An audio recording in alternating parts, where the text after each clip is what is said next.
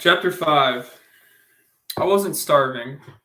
I still had some old oranges under the bed. That night I ate 3 or 4, and with the darkness I walked down Bunker Hill to the downtown district. Across the street from the Columbia Buffet, I stood in a shadowed doorway and watched Camila Lopez. She was the same, dressed in the same white smock. I trembled when I saw her, and a strange hot feeling was in my throat. But after a few minutes, the strangeness was gone, and I stood in the darkness until my feet ached. When I saw a policeman strolling toward me, I walked away. It was a hot night. Sand from the Mojave had blown across the city. Tiny brown grains of sand clung to my fingertips whenever I touched anything. And when I got back to my room, I found the mechanism of my new typewriter glutted with sand. It was in my ears and in my hair. When I took off my clothes, it felt like powder to the floor. It was even between the sheets of my bed. Lying in the darkness, the red light from the St. Paul Hotel flashing on and off across my bed was bluish now, a ghastly color jumping into the room and out again. I couldn't eat any oranges the next morning. The thought of them made me wince. By noon, after an aimless walk downtown, I was sick with self-pity, unable to control my grief. When I got back to my room, I threw myself on the bed and wept from deep inside my chest. I let it flow from every part of me, and after I could not cry anymore, I felt fine again. I felt truthful and clean. I sat down and wrote my mother an honest letter. I told her I'd been lying to her for weeks and please send some money because I wanted to come home. As I wrote, Helfrich entered. He was wearing pants and no bathrobe, and at first I didn't recognize him. 15 cents on the table. I'm an honest man, kid, he said. I'm as honest as the day is long, and he walked out. I brushed the coins into my hand, jumped out the window, and ran down the street to the grocery store. The little Japanese had his sack ready at the orange bin. He was amazed to see me pass him by and into the staples department. I bought 2 dozen cookies. Sitting on the bed, I swallowed them as fast as I could, washing them down with gulps of water. I felt fine again. My stomach was full, and I still had a nickel left. I tore up the letter to my mother and laid down to wait for the night. That nickel meant I could go back to the Columbia Buffet. I waited, heavy with food, heavy with a desire. She saw me as I entered. She was glad to see me. I knew she was, because I could tell by the way her eyes widened. Her face brightened, and that tight feeling caught my throat. All at once I was so happy, sure of myself, clean and conscious of my youth. I sat at that same first table. Tonight there was music in the saloon, a piano and a violin, 2 fat women with hard masculine faces and short haircuts. Their song was Over the Ways, ta-dee-da-da, and I watched Camilla dancing with her beer tray. Her hair was so black, so deep and clustered, like grapes hiding her neck. This was a sacred place, this saloon. Everything here was holy. The chairs, the tables, that rag in her hand, that sawdust under her feet. She was a Mayan princess, and this was her castle. I watched the tattered huaraches glide across the floor, and I wanted those huaraches. I would like to hold in my hands against my chest when I fell asleep. I would like to hold them and breathe the odor of them. She did not venture near my table, but I was glad. Don't come right away, Camilla. Let me sit here a while and accustom myself to this rare excitement. Leave me alone while my mind travels the infinite loveliness of your splendid glory. Just leave a while to myself to hunger and dream with eyes awake. She came finally, carrying a cup of coffee in her tray. The same chipped brownish mug.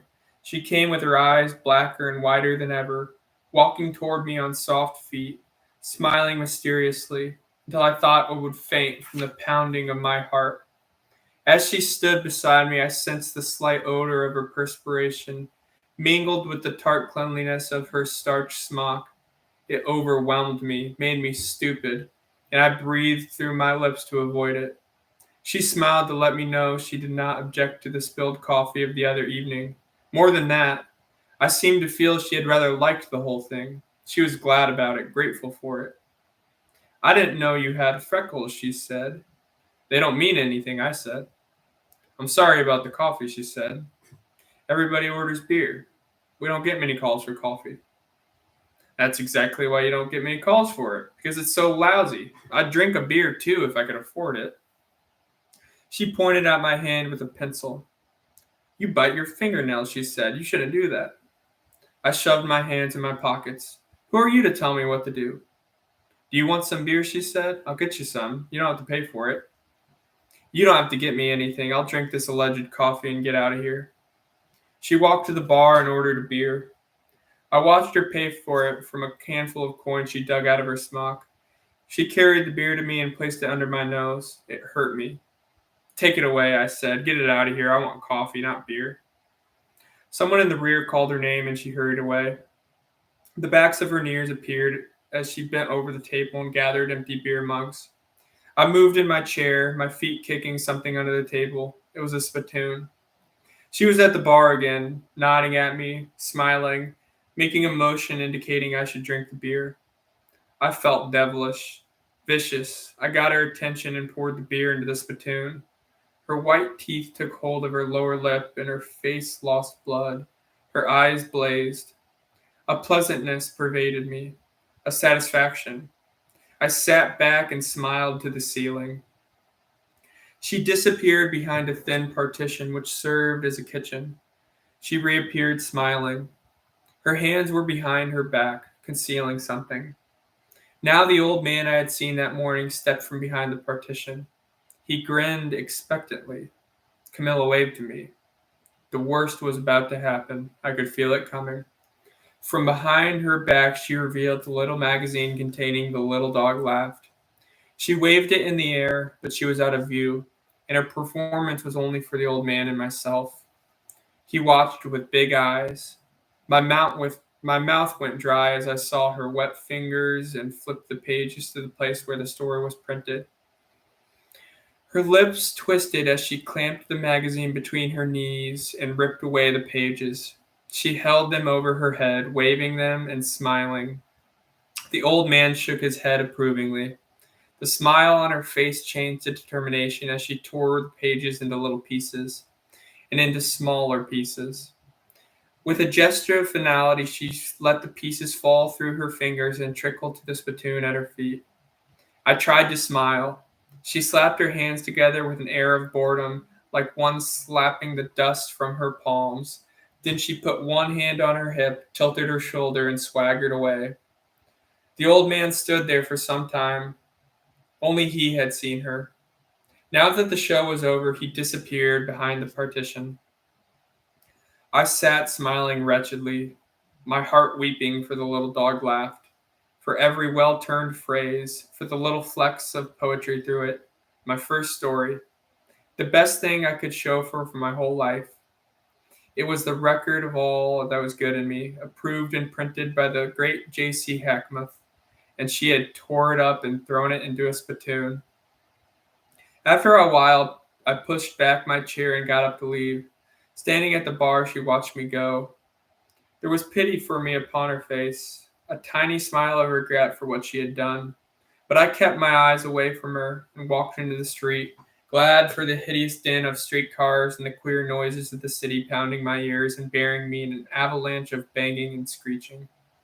I put my hands in my pockets and slumped away. 50 feet from the saloon, I heard someone calling. I turned around. It was she, running on soft feet, coins jingling in her pockets. Young fellow, she called. Oh, kid. I waited and she came out of breath, speaking quickly and softly. I'm sorry, she said. I didn't mean anything, honest. It's okay, I said. I didn't mind. She kept glancing toward the saloon. I have to get back, she said. They'll miss me. Come back tomorrow night, will you? Please. I can be nice. I'm awfully sorry about the night. Please come, please. She squeezed my arm. Will you come?